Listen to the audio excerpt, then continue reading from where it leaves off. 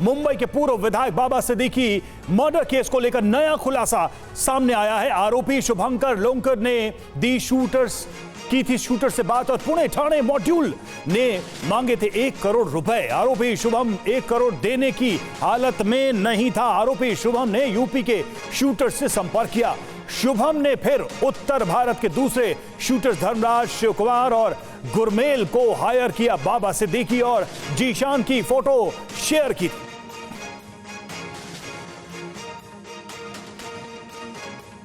जी हां, तो ये बड़ी जानकारी सामने आई है इस पूरे मामले में। बाबा सिद्दीकी शूटआउट में ये देखिए किस तरह से बड़ी साजिश का खुलासा हुआ है। 3 लेयर की ये पूरी साजिश नजर आ रही है।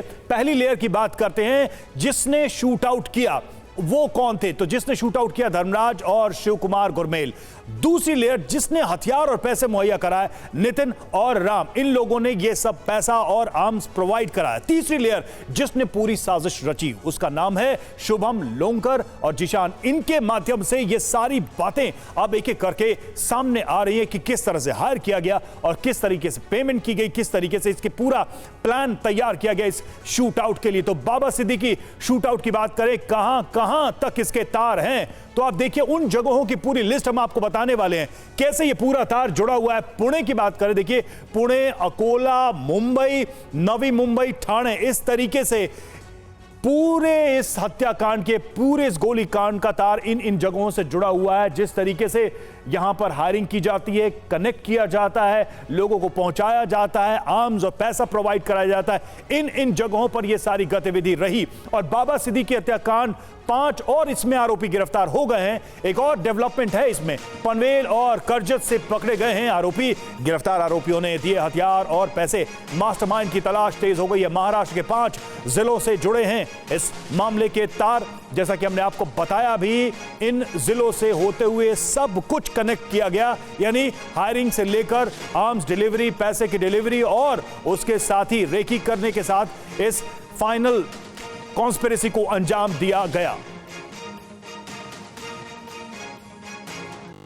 राजीव हमारे साथ, हमारे संवाददाता इस वक्त जुड़े हुए। राजीव, बहुत बड़ी जानकारी सामने आ रही है। एक तरफ तो 3 लेयर्स की प्लानिंग नजर आ रही है, किस तरीके से बाहर से शूटर्स को हायर किया गया, और क्या क्या बड़ी बातें सामने आ रही हैं जो रीसेंट गिरफ्तारियां हैं उसके बाद से।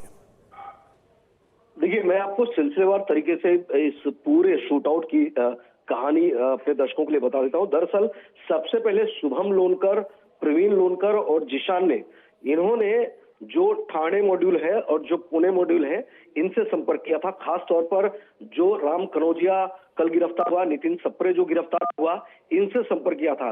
जिसके बाद में राम कनौजिया और नितिन सप्रे ने 1 करोड़ रुपए की डिमांड की इस शूटआउट के लिए। लेकिन शुभम लोनकर के लिए 1 करोड़ रुपए दे पाना उस वक्त इस तरह अभी तक की जांच में सामने आया था कि संभव नहीं था, बहुत महंगी डील साबित हो रही थी। ऐसे में शुभम लोनकर ने इन सारे लोगों को अपने साथ मिलाया। इनसे डील नहीं की, लेकिन इनको अपने साथ में लिया इस पूरी साजिश में। और उसके बाद में उत्तर भारत के शूटर यानी कि धर्मराज कश्यप, गुरनेल और साथ साथ में शिव कुमार, इनको शूटआउट के लिए तैयार किया। इन्हें संपर्क किया गया और उसके बाद में इन्हें जो पहले जांच में बातें सामने आई थी, 50-50 हजार रुपए दिए गए रहने खाने के लिए, ताकि इनका जो लॉजिस्टिक वर्क है वो पूरा किया जा सके। उसके बाद में इन शूटर्स ने इस शूटआउट को अंजाम दिया। इसके साथ ही ये सारे शूटर जब मिल गए थे, शुभम ने फाइनल कर लिए थे, उसके बाद में इन्हें करजत लेके जाया गया था एक रूम में, जहां पर इन्हें विदेशी पिस्टल, जो कि टीवीआई ने खुलासा किया था किस तरह से ऑस्ट्रेलियन ब्लॉक और टर्किश टीसान पिस्टल जो है इस्तेमाल की गई थी, और वहां पर उनकी ट्रेनिंग भी दी गई।